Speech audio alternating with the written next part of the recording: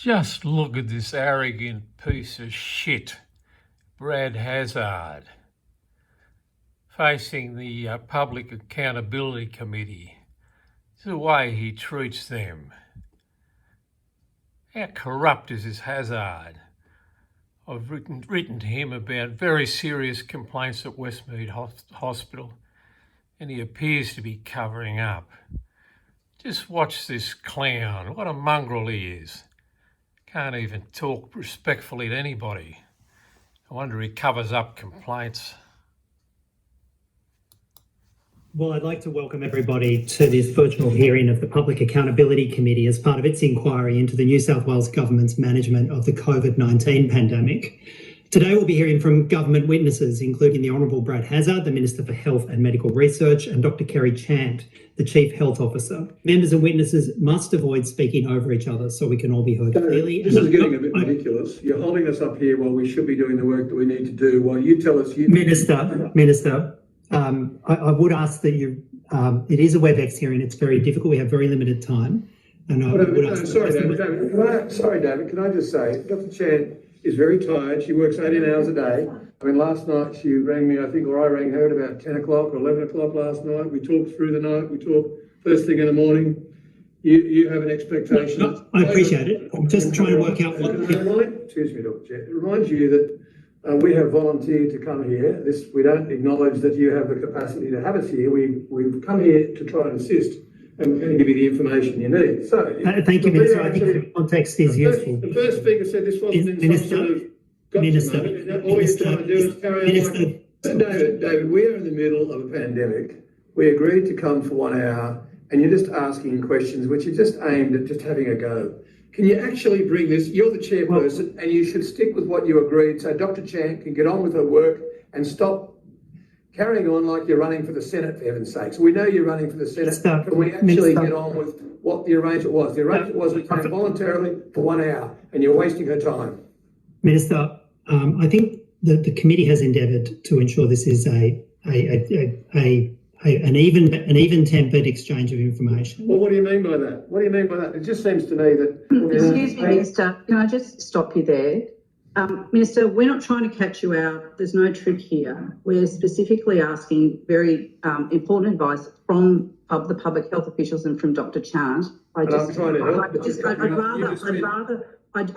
more time than would have taken me to explain it, Penny. I'll go back to what I was saying. On the well, no, Minister, I have questions for Dr. Chant that I'd like to get through, and I would really like it if you would allow her to answer those, please. I'll answer that. You might remember the question was put to Dr. Chant, and if you would allow Dr. Chant to answer. I will answer the question that I'm now talking about. Thank you. I mean, Dictator. It's up to you to determine who's going to answer the questions. I'm the Minister, and I'll answer it. Minister, the context is useful. The question was directed to Dr. Chant.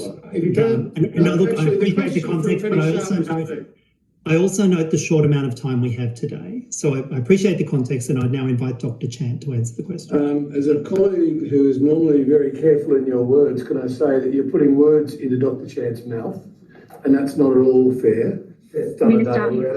Minister, our time's about to expire. Can I just ask one question? I'm sorry. Either I get to finish the answers, or I'm not going to bother. Seriously, I've got to... Minister, I just want to ask one question before our time expires. I'm sorry. If you haven't been listening, that is not our issue. I'd just like to ask one question to Dr. Chant before our time expires. Finish the answer to my question. The question is out of order and wrong. So could I perhaps clarify? No waste of time. Minister, I'm just going to ask one question to Dr. Chant. I'm telling you, we take the advice... No, Minister, you cut me off midway through what I was asking, and I appreciate... Please, sorry if I did that. Yeah, off you go. Dictator. So my I don't know question... what the issue is here. It's just... If it's a beat up on the government, well, okay, we're here, but beat it up somewhere else, will you? Because Dr. Chant's really busy and I'm really busy.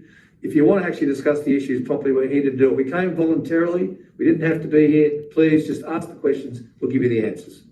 David, it was agreed that we would do it 1 hour. We've now had an hour and 15 minutes, and we have to prepare for other matters this afternoon. Well, Minister, again, the invitation was for an hour and a half, and Dr. Chant, I think there are no questions. I accepted for an hour. Thank you. And again, I'd invite Dr. Chant and the Minister to spend the next 17 minutes answering questions rather than having a procedural debate. David, I appreciate Minister, and I do appreciate it. I know it's hard. I know you're tired. I agree for an hour. You've had an hour and a quarter. That's it. I was told this was an inquiry, but now I'm seeing it's more than that. So I'm going to let Dr. Chant answer those questions. Can I just, Sorry, Dr. Chair. We might just make up the Minister's invitation. Minister, we'll take up your invitation. We'll take up your invitation and we'll get Dr. Chant to answer the substantive question. Let's stick to the substance and Dr. Chant. And I just remind the committee that Dr. Chant has a lot of work to do this afternoon and we voluntarily came here for 1 hour, now 1 hour and 10 minutes. So if we could finish after this question, I'd be very grateful so we can get on with doing the work that we do. Just to let you know, we Just let me I'll keep it short, but what you're missing is that Dr. Chant gives a range of advice, and that's what Dr. Chant has just explained, and I had to put it in the context, and you need the context, because clearly you don't understand. Yes, and Minister, if I could just stop you there. We are very well acquainted. But you're asking the question and I have to be able to answer. On the 23rd of June... Well, I'm actually asking the question to Dr. Chant. I'm asking the question to Dr. Chant. Minister and Ms. Sharp. Can I just remind you... Minister, could I invite you, please? If you insist upon continuing to answer, could you please complete your answer within 30 seconds and then we will go to Dr. Chant. I do know that other members... I think that was just a political statement by you, Mr. Shoebridge, so thank you for that. Minister, I do know that other members have... Exactly what you've been doing, and that's the end of today's hearing. Thank you very much. Well, Minister... Dishonourable Brad Hazzard. Too busy to talk and answer some bloody legitimate questions. Just like you were too busy, you and Gladys and Kerry Chant and Mick Fuller, too busy to stop the Ruby Princess passengers getting off. 2,700, causing a disaster, spreading the Delta virus. You're always too busy. Too busy to answer complaints. I've made complaints at Westmead Hospital, very serious complaints, and you're ignoring them and covering up. That's corruption. Mr. Hazzard, you are unfit for the job. Answer my complaints, address my complaints to Westmead Public Hospital.